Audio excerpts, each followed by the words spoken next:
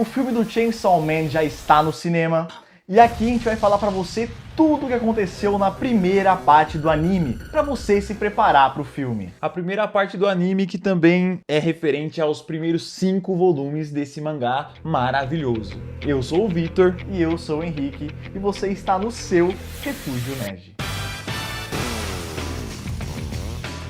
Logo no começo, nós somos apresentados ao Denji, um garoto que tem uma dívida enorme e precisa de dinheiro para sobreviver. Ele já chegou a vender partes do próprio corpo, como por exemplo o olho, o rim, e agora trabalha caçando demônios. Porque, assim se ganha uma pichincha melhor. A dívida que ele tenta pagar era do pai dele, que morreu há um tempo. E a gente descobre que o Denji tem um bichinho de estimação bem diferente. É um demônio com uma motosserra na cabeça chamado Pochita. Eles se conheceram no funeral do pai do Denji. O Pochita estava machucado, escondido atrás de uma árvore, e o Denji ofereceu o braço para ele morder e se alimentar do sangue dele. Depois disso, eles viraram muito amigos e ficaram juntos para começar essa jornada de caçar demônios. O Denji vende os demônios que mata para a Yakuza e é assim que ele sobrevive. Sim, até que um dia a Yakuza chama o Denji para ir até o QG deles, mas lá eles o traem. Eles enfiaram uma espada no peito do Denji e também acertaram o Pochita. Ali a gente descobre que a Yakuza tinha feito um pacto com um demônio, o demônio zumbi, que transformou todos eles em zumbi em troca de mais poder e dinheiro. Esse demônio obrigou os zumbis a cortarem o Denji em pedaços, picadinho, e jogaram o corpo dele no lixo. Mas o Pochita se funde ao corpo do Denji para tentar salvá-lo. O corpo dele é reestruturado, ele acorda do lixão, mas sem o Pochita do lado. Quando ele olha pro peito, o Denji encontra uma cordinha de motosserra. Ele puxa e acaba se transformando em um demônio com a cabeça e braços de motosserra, cara. Aí ele sai cortando todos aqueles zumbis e o demônio que tinham matado ele. Depois disso, o Denji é encontrado por uma caçadora de demônios da segurança pública chamada Makima. Ela dá comida para ele, que estava morrendo de fome, e leva o Denji pro QG dos caçadores de demônio. Lá, ela apresenta o Denji para um novo colega de trabalho, o Aki Hayakawa, um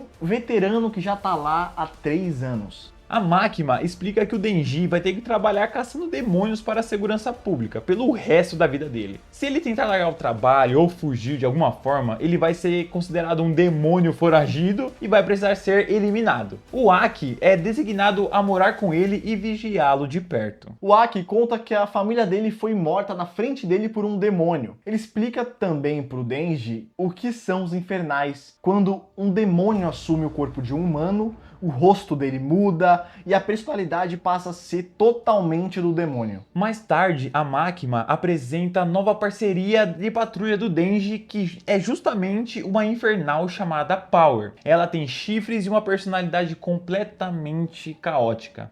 E quando um demônio assume o corpo de uma pessoa, é o demônio quem assume o controle total. A Power já chega causando, mandando os humanos se ajoelharem diante dela. E durante uma patrulha, ela e o Denji estão de boa, até que do nada ela pula de um prédio, corta o próprio pulso e com o sangue que sai dele, ela cria um martelo gigante. Ela usa esse martelo para esmagar um demônio, que é o demônio pepino do mar.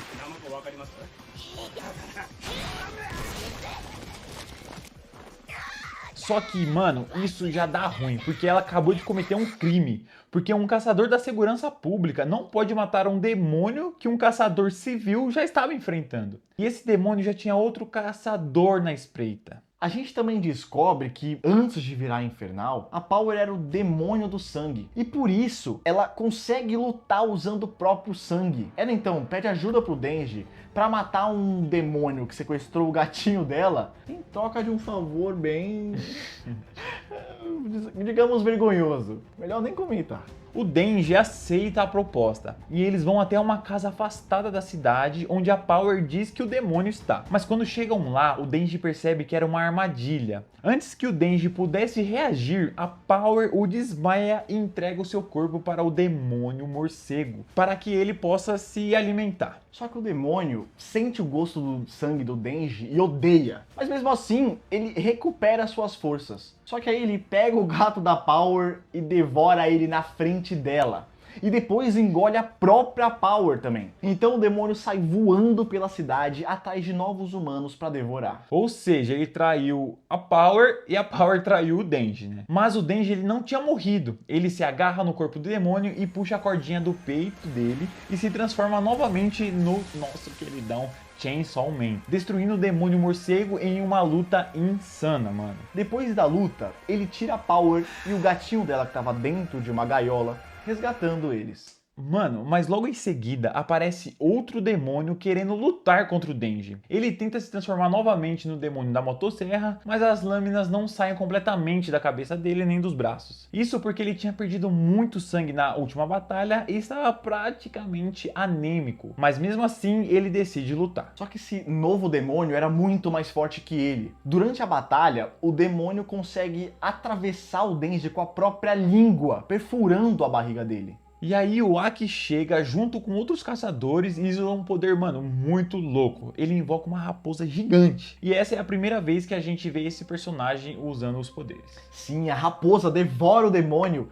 e salva o Denji, a Power e o gatinho dela. Depois disso, o Aki explica que os caçadores de demônio fazem contratos com outros demônios, em troca de ajuda nas lutas. No caso dele, ele tem um contrato com o demônio das raposas, que empresta seus poderes desde que ele receba uma parte do corpo do Aki como pagamento. Mais tarde, quando o Denji sai do hospital, a Power vai morar com ele com Aki, por conta da Makima. Em um momento mais tranquilo, a Makima tenta seduzir o Denji e no final faz uma proposta para ele. Se ele conseguir matar o demônio das armas de fogo, ela vai realizar qualquer desejo dele. E também ela explica que há 13 anos atrás o mundo inteiro tentou lucrar com o uso das armas de fogo como forma de combate contra os demônios. Mas isso acabou causando um aumento absurdo nos incidentes, ataques e rebeliões. A imprensa começou a noticiar tudo em massa e o medo das armas cresceu em todos os países. Foi então que aconteceu um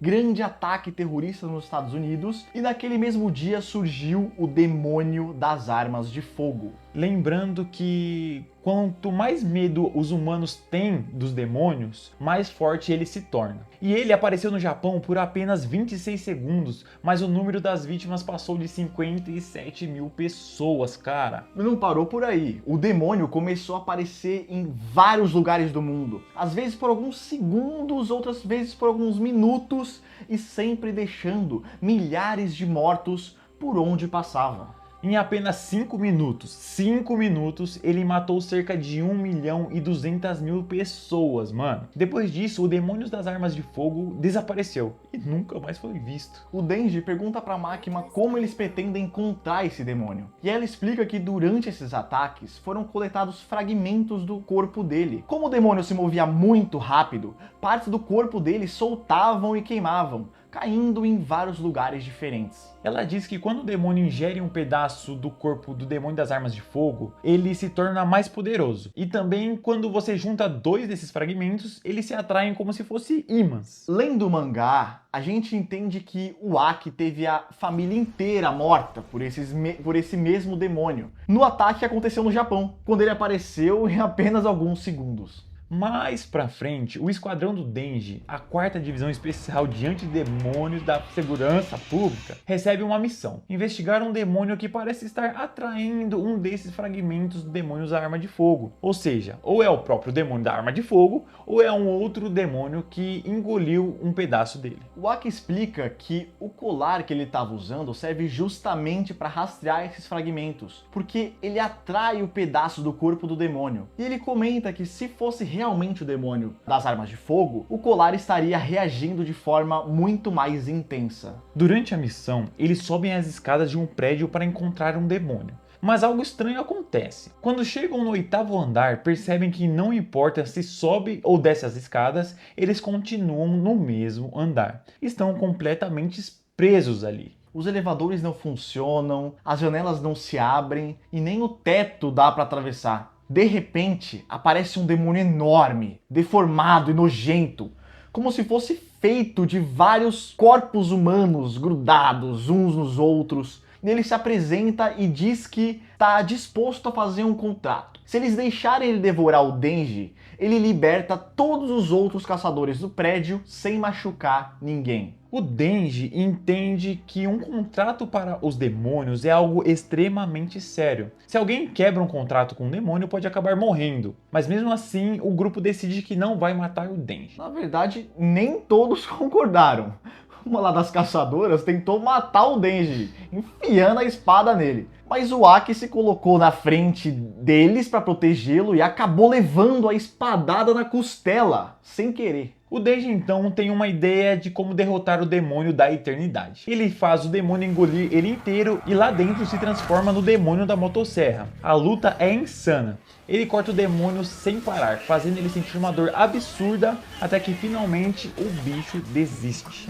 Depois dessa vitória, o grupo vai comemorar em um bar. Lá eles encontram os caçadores, bebem, socializam, tudo uma vibe de alívio pós-batalha. E, mano, acontece umas paradas aí que a gente não vai nem mencionar aqui.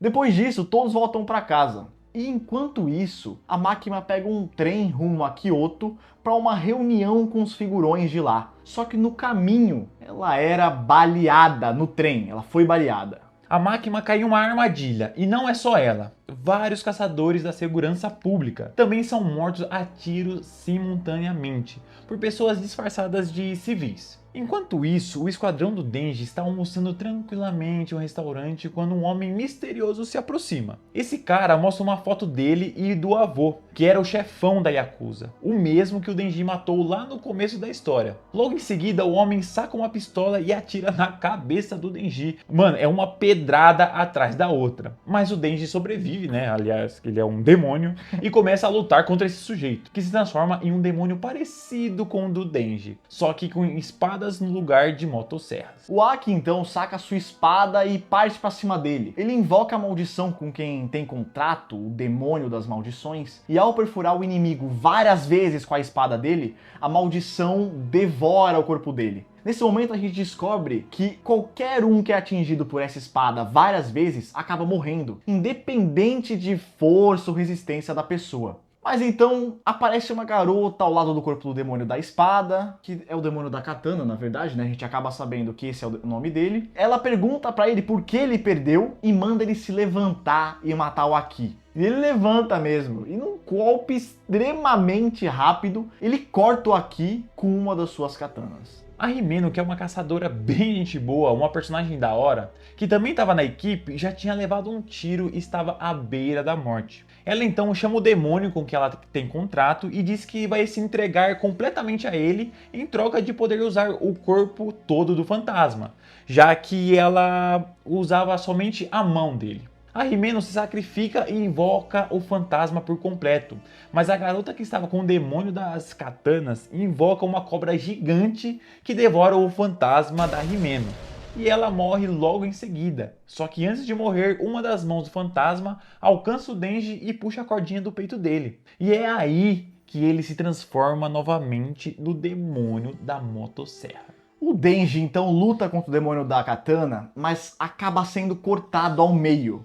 Nesse momento, nós somos transportados de volta para o trem, onde a Makima tinha levado um tiro na cabeça, e vemos que ela está de pé. Puta que pariu! E mano, aí a gente já tem uma noção que essa personagem é sinistra. Embaçada. Aí ela chega a Kyoto e encontra alguns caçadores de demônio. A Makima diz que o sangue na roupa dela não é o dela, só para dar uma despistada neles. E em seguida pede para um dos caçadores solicitar ao Ministério da Justiça 30 condenados à prisão perpétua ou à pena de morte. E pede para outro reservar um templo o mais alto possível ali perto de Kyoto. Enquanto isso, os capangas do demônio da katana estavam transportando o corpo do Denji de volta para a van, quando um deles comenta que está sentindo uma coisa estranha e de repente ele explode. Logo vemos que a Makima está no templo. É ela que está fazendo os inimigos explodirem à distância. Ela alinhou os condenados à morte no templo e começou a pedir para que cada um deles dissesse o nome de um capanga do demônio da katana. Conforme eles falavam, o capanga e o condenado morriam ao mesmo tempo. Depois disso, o Denji é resgatado pela Kobeni, outra caçadora de demônios. Mais tarde, o Aki acorda no hospital e pergunta ao Denji quem sobreviveu, eles começam a conversar lá. Mas quando o Denji e a Power saem do quarto dele, o Aki retira a espada da bainha e pergunta ao demônio quantos anos de vida ele ainda tem. E o demônio responde que apenas 2 anos de vida. Então o Aki acende um cigarro e começa a chorar. E mais uma afirmação, cara, que essa obra aqui não poupa nenhum personagem, filho. Tá todo mundo ali na linha da morte, cara. Com certeza, um dos principais aí, ó, só vai ter mais 2 aninhos de vida, viu? A máquina, depois disso, acabou chamando o Denji e a Power para conversar e acabou apresentando o novo treinador deles, um caçador especial, brabo demais da primeira divisão. Ele pede para ser chamado de apenas mestre e diz que vai caçá-los até que eles consigam derrotá-lo, porque só assim eles vão se tornar fortes o suficiente. Segundo ele, é o caçador mais poderoso que existe.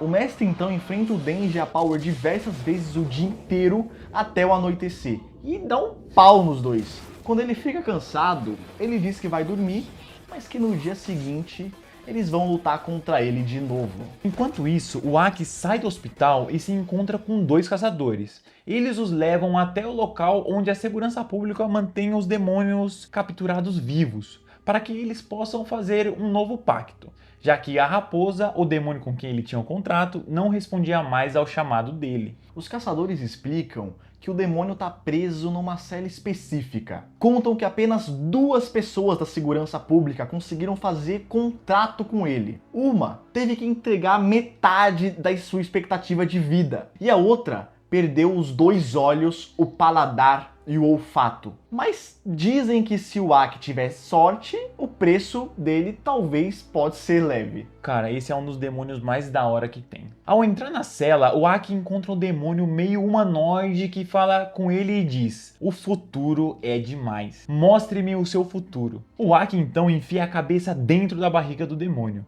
que tem um olho ali dentro, para que ele possa ver o futuro do Aki. O demônio então propõe um contrato um tanto quanto curioso. Ele quer apenas morar no olho direito do Aki em troca dos poderes dele. O demônio explica que quer morar no olho dele porque ele quer assistir o futuro do Aki com seus próprios olhos, já que o destino dele está traçado e ele vai morrer da pior forma possível. E o Aki aceita o contrato. Lembrando que lá atrás o Aki descobre que ele tem apenas 2 anos de vida, cara. Enquanto isso, o grupo do Demônio da Katana, que é neto do antigo chefe da Yakuza, revela que o avô deixou um presente de despedida para a 4ª divisão, um exército de zumbi criados a partir de pessoas que não conseguiram pagar as suas dívidas. Esse velho é escroto, tá? Eles explicam que se um desses zumbis morder alguém, essa pessoa também se transforma em zumbi. A máquina então vai até a Yakuza para tentar descobrir os nomes dos membros que estão trabalhando para o demônio da arma de fogo, mas o chefe se recusa a colaborar. Ele diz que, embora não tenha apoiado o pacto, ele acha que isso tudo que está acontecendo é um mal necessário. Como ele não fala os nomes que a máquina estava procurando, ela o entrega um saquinho de papel de pão. Dentro dele estão alguns olhos dos entes queridos dos membros da Yakuza que estavam presentes ali. Um dos caras tenta atacá-la, mas basta um olhar da máquina para ele morrer instantaneamente. Mais um sinal, mano, que essa personagem é fudida, velho. Enquanto isso, Aki luta contra a garota que invoca a cobra, aquela mesma que mandou o demônio dela devorar o fantasma da Himeno. Ela pede para que a cobra cuspa o demônio da Himeno e o fantasma estende a mão pro Aki. E dentro da mão dela tinha um cigarro com as palavras Easy Revenge, né? Vingança fácil. O Aki pega o cigarro e arranca a cabeça do demônio de ódio, porque ele adorava a Himeno.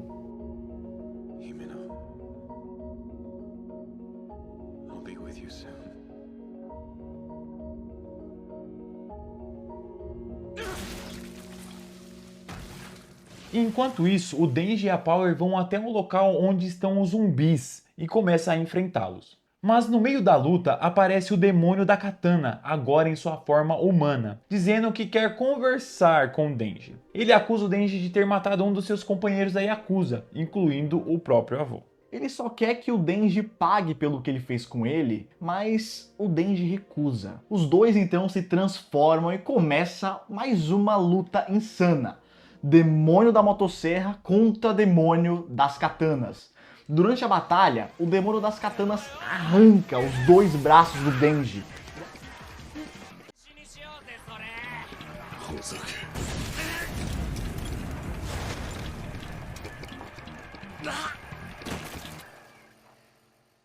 E ainda quebra a motosserra da cabeça dele. Puta que pariu!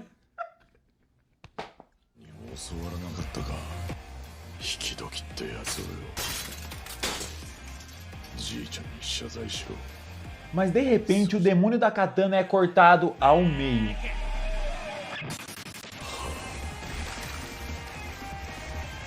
O Denji havia criado uma motosserra na perna e o pegou de surpresa.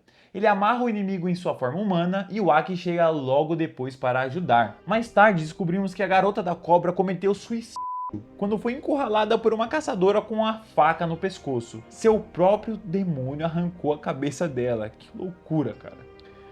O Denji, então, depois da luta, volta pra casa e vai dormir. Ele tem um sonho recorrente, onde sempre encontra a voz do Pochita dizendo: nunca abra essa porta. Ele sempre vê essa porta trancada no próprio sonho antes de acordar desesperado.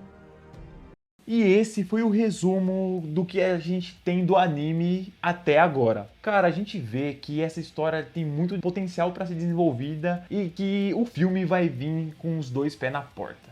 Exato, e o anime é extremamente bom, tá? Assim, claro, tem ônus e bônus, tem umas partes lá extremamente estranhas, extremamente forçadas, mas no geral é bem divertido, tá? Diverte bastante. É muito bom mesmo, cara. A gente recomenda vocês assistirem ou lerem o mangá. E outra, volta aqui depois que você vê o filme e conta também o que você achou desse nosso formato de resumo, para que a gente possa trazer cada vez conteúdos melhores aqui para vocês. Então, se você gostou do vídeo, deixa o like, se inscreve no canal, ativa o sininho e comenta aqui o que você achou do filme e qual parte do anime ou mangá você mais achou foda. Tamo junto, até o próximo vídeo. Um beijo. Tchau, tchau.